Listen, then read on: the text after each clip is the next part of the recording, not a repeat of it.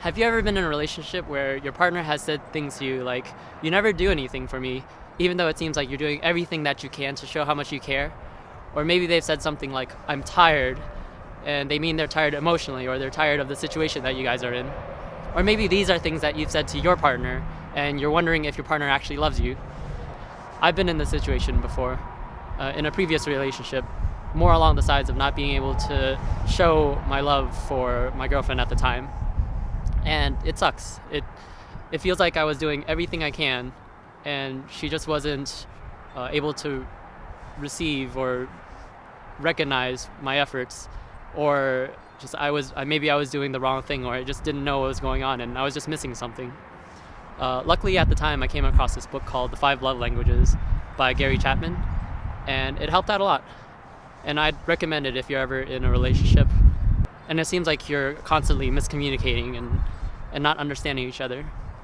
So love is a big topic in itself, but the way the book describes it is, imagine if love is a language, one where you can show it to other people and receive it from other people.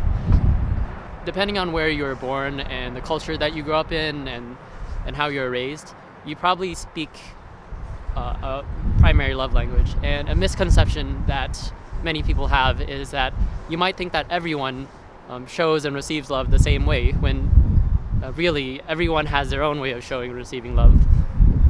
And there are many different ways you can do this, but the book says there are 5 primary love languages, and with many other love languages that stem from those primary 5. And the 5 are: 1, words of affirmation, so saying things like I love you or thank you for doing things. 2 is gifts, so buying or making gifts to show that you're thinking about the other person and that you care. 3 is acts of services, so doing things like doing the dishes, doing yard work, taking care of kids.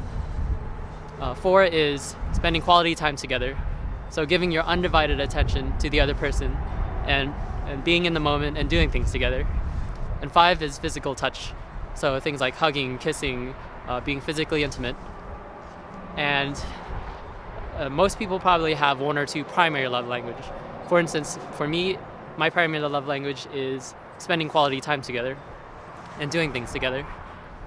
And this may be the same for you, but it might not be. Yours might be words of affirmation, so you constantly would need to hear your partner say I love you in order to be reaffirmed that that is the case.